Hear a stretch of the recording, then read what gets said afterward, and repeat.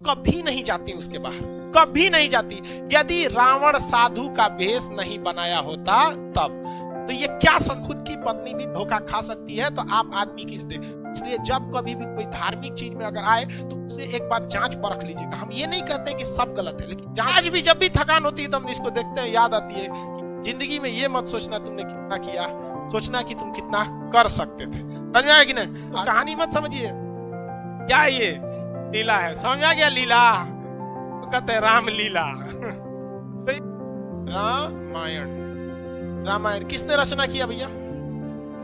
किसने? वाल्मीकि, महर्षि वाल्मीकि। वाल्मीकि, वाल्मीकि कैसे रहेगा ना, अंदाजे कभी कभी सही हो जाता है, कभी गलत हो जाता है। वाल्मीकि जी ने महाभारत रामायण की रचना किया। प्रारंभ में इसमें श्लोकों की संख्या जो थी 12,000 थे, लेकिन बाद में इसमें कितना हो गया? 24,000। कितने हजार हो गए? 24,000। ठीक है। रामायण के जो खंड है, क्या है? खंड है, उन्हें क्या कहा जाता है? भाग बोले तो लेसन। रामायण एक तरह का लेसन समझिए। देखिए, उस आज के चीजों से मिला लीजिएगा तो समझने में आसानी होगा। भाग पढ़ाते रह जाएंगे, समझिए। लेसन बोलेंगे तुरंत समझ में आएगा। कितना लेसन है? 7। इसके लेसन को क्या कहा जाता था? कांड। क्या कहा जाता है? कांड। कितने कांड है? 7। अब इसमें दो ही चीज पूछता है, सबसे बड़ा कांड कौन सा है? युद्ध कांड। सबसे बड़ा कांड युद्ध कांड। और सबसे महत्वपूर्ण कांड कौन सा है? सुंदर कांड। कौन सा कांड? सुंदर कांड। अक्सर देखते होंगे पंडित जी आते होंगे, क्या है भैया? तो सुंदर कांड हो रहा है, यज्ञ वगैरह होगा बहुत बड़े पैमाने पर, और पंडित जी एकदम लय में गाएंगे एकदम बढ़िया सुंदर कांड। समझ में आ गया कि नहीं आ गया? तो रामायण के खंडों को क्या कहा गया? कांड। कितने कांड है? सबसे बड़ा कांड युद्ध कांड। कौन सा कांड? युद्ध कांड। कौन सा कांड? युद्ध कांड। मटेरियल में नहीं लिखा होगा तो आप लोग लिख लेंगे वहां पे कांड में। और सबसे महत्वपूर्ण कांड सुंदर कांड। कौन सा कांड? सुंदर कांड। कौन सा कांड भैया? सुंदर कांड। आप लोग भी अपने घरों में सुंदर कांड वगैरह करा सकते हैं। पूजा पाठ अच्छी चीज है, पूजा पाठ कराना चाहिए। कम से कम जोने बहाने जिस दिन तक पूजा रहता है आदमी, कम से कम वो दिन कोनो गलत काम नहीं करता है। सबसे बड़ा तो फायदा इंस्टेंट दिखता है, आगे हो ना हो, लेकिन कम से कम उस दिन आदमी कुछ नहीं करता है। जिसके घर में हरि कीर्तन होता है या यज्ञ वगैरह होता है, या मुस्लिम में जिनके घर में कुरान खानी होता है, कम से कम वो उस दिन कुछ गड़बड़ नहीं करता है। भाई आज पूजा पाठ है, हटाओ यहाँ पे ये कांड।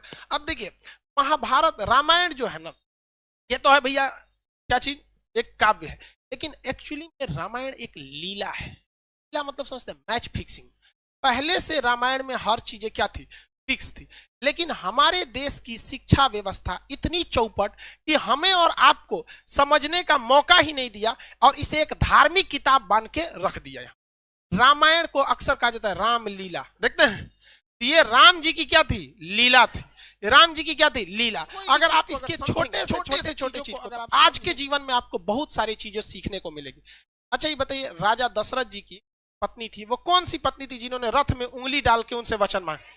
कौन थी? कैकेयी। उन्होंने क्या कहा था राजा दशरथ जी ने? कि हम तुम्हें एक वरदान देंगे।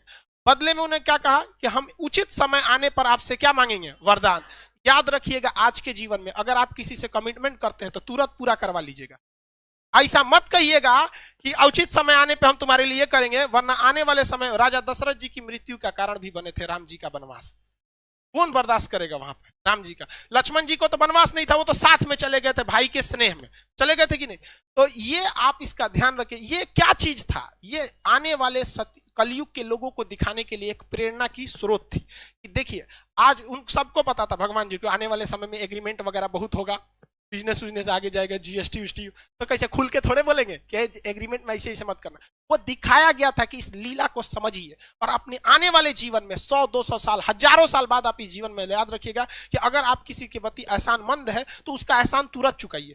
उसको अगर फ्यूचर पे टालेंगे तो हो सकता है कि आपको ऐसा जगह आके चोट देगी, फिर आपको भी काम खत्म हो जाएगा यहाँ पे। अभी